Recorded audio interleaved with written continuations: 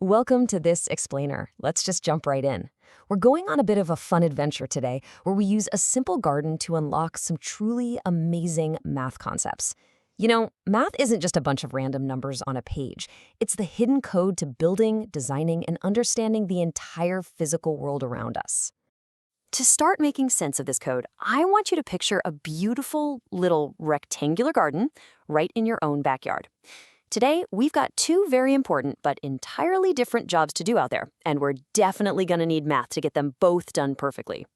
First up, let's say we want to put a nice, sturdy wooden fence completely around the garden, to keep those pesky bunnies out of the vegetable patch. To do this, you absolutely need to know the total distance all the way around the edge. In the math world, that continuous boundary distance, we call that the perimeter. But wait, we've actually got a second job. Let's say you want to cover the flat floor inside the garden with some beautiful square tiles to create a little patio to sit on. For this job, you don't care about the outer edge at all. You need to know how much flat space is on the inside. And that flat space, that is called the area. So fencing and tiling, two very different jobs which are going to give us two completely different answers. Section 1. Finding the perimeter. Let's look at how to measure that edge. So how do we actually calculate this? Well, to find the perimeter, just imagine tracing a path right along the boundary of your garden. As you walk, you simply add every single side length together. It is honestly that straightforward. Let's look at a concrete example. Imagine our rectangular garden has side lengths of 8, 5, 8, and 5. We just add those numbers up in our head as we trace along our imaginary fence line. And there's our answer. 8 plus 5 plus 8 plus 5 equals a total perimeter of 26. So that's exactly 26 units of fencing we'd need to go pick up at the hardware store. Now, here's a neat trick. Because the opposite sides of a rectangle are literally always equal to each other, we have a super fast mathematical shortcut. Instead of adding all four sides one by one, you just add one length and one breadth together, and then double the whole thing. It gets you to the exact same answer, just a whole lot faster. And hey, if your garden happens to be a perfect square where all four sides are exactly identical, the shortcut is even easier. You just multiply the number 4 by the length of one of those sides. Boom, you've got your perimeter. Moving on to section 2, finding the area, figuring out the space inside.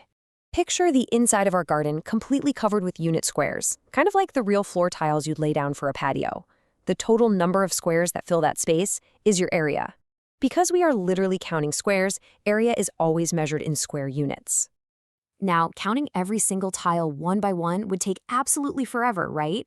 But since the tiles sit in these perfectly neat rows and columns, we can use our math shortcuts here too. For a rectangle, you just multiply the length by the breadth. And for a square, simply multiply the side by the side. So let's bring it right back to our garden. If we have a rectangular garden that's 8 centimeters long and 5 centimeters wide, we essentially have 5 rows of 8 tiles. Multiplying 8 by 5 gives us a beautiful area of 40 square centimeters. That means 40 tiles to cover our entire patio.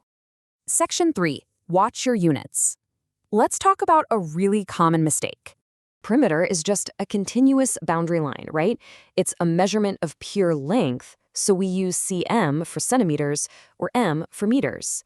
But area is covered flat space. We're counting squares, so we absolutely must write square cm or square meter, which is indicated by that cute little number 2 sitting as a superscript right on top. Here's the absolute biggest mistake you need to avoid. Never mix up your units. And always remember this kind of mind-bending fact. Having a longer fence, meaning a bigger perimeter, does not automatically mean you have more flat patio space inside. They're measuring completely different things. Section 4. A peek at volume, taking things into 3 dimensions. When a shape becomes a solid box, we enter the 3rd dimension. Volume measures the actual space inside that solid box.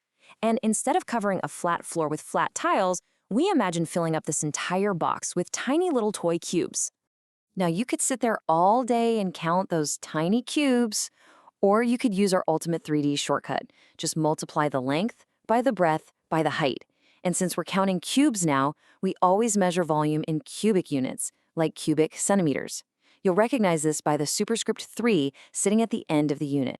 All right, let's lock these 3 big ideas in our brains before we wrap things up. Number 1, perimeter is finding the distance around the outside edge by adding the sides.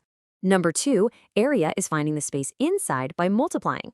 And number 3, the units tell the whole story. Centimeters for perimeter, square centimeters for area, and cubic centimeters for volume. Okay, now it's your turn to be the math detective. Grab a pencil. If you have a perfectly square garden with a side of exactly 6 centimeters, what's its perimeter and what's its area? Work it out. Remember our golden rule, the 2 answers are not going to be the same, and the units you write down for each absolutely must be different. When you're done, head over to GPTSR.ai to check your Olympiad champion math skills and drop your answers in the comments. But think about it. If understanding these simple rules of perimeter, area, and volume can help us master something like a backyard garden, what other incredible secrets of the universe is math waiting to help you unlock next?